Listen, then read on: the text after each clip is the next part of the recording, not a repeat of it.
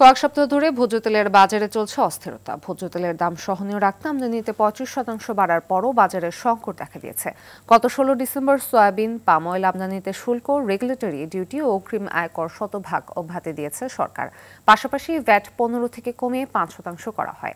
তারপর বিক্রেতারা বলছেন চাহিদা অনুযায়ী তেল পাওয়া যাচ্ছে না। আসন্ন রমজানকে কেন্দ্র করে দাম বাড়ানোর জন্যই ব্যবসায়ীরা বাজারে বোতলজাত সয়াবিন তেলের সরবরাহ কমিয়ে দিয়েছেন বলে অভিযোগ করছেন বাজার বিশ্লেষকরা।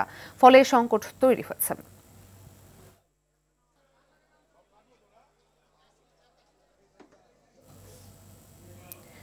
দর্শক, এই মুহূর্তে কারওয়ান বাজারে রয়েছেন সহকর্মী দীপ্তচন্দ্র পাল, সরাসরি যুক্ত হচ্ছে সেখানে।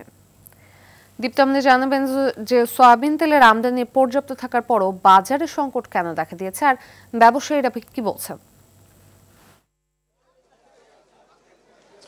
ফাতেমা, প্রতি বছরের ন্যায় কিন্তু এবছরও আমরা দেখলাম যে রমজানের আগে যে সয়াবিন তেলের যে চাহিদাটা বেড়ে যায় এবং সেই চাহিদা অনুযায়ী বাজারে তেল পাওয়া যাচ্ছে না। মূলত এখানে বিক্রেতারা যেই বিষয়টি বলছে যে দাম বাড়ানোর একটি পায়তারা করছে আসলে মিল মালিকরা, তারা দাম বাড়ানোর জন্যই এই বাজারে সরবরাহ কমিয়ে দিয়েছে। আমরা একটু যদি বলি, গত বছরও যেমনটি রমজানের আগে এক দফা দাম বাড়ানো, ভ্যাট প্রত্যাহার করা সহ করা হয়েছিল, এবছরও কিন্তু আমরা দেখেছি যে ভ্যাট প্রত্যাহার করা হয়েছে, শুল্ক কমানো হয়েছে, পাশাপাশি এক দফা দামও বাড়ানো হয়েছে। তারপরেও কিন্তু বাজারে তেলের সংকটটি রয়ে যায়। আমরা বিক্রেতাদের সঙ্গে কথা বলেছি, তারা যেটি জানিয়েছেন মিল মালিকরা তাদেরকে তেল দিচ্ছে না।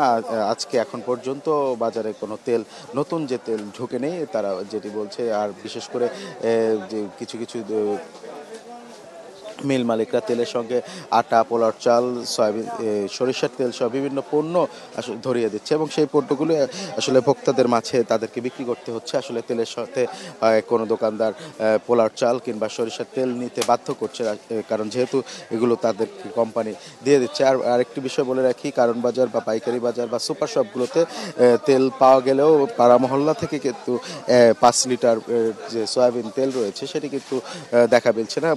ভোক্তারা কিন্তু অভিযোগ করছে আসলে রমজানকে সামনে রেখে যে সিন্ডিকেটটি গড়ে উঠেছে, সেই সিন্ডিকেট না ভাঙতে পারলে রমজান আজ সামনে, আর কিছুদিন পরে, 2 দিন পরে শবে বরাত, তারপর কিছুদিন পরে রমজান, সে সময় কিন্তু আরও ঘাটতিতে পড়তে হবে। তো সরকারকে বাজার মনিটরিং এবং মিল মালিকদের দৌরাত্ম্য কমাতে কঠোর পদক্ষেপ নেওয়ার অনুরোধ করেছে। তো মালিয়া এই ছিল, ফাতেমা এই ছিল আমার কাছে কারণ বাজার থেকে সবশেষ তথ্য। ফাতেমা, ধন্যবাদ।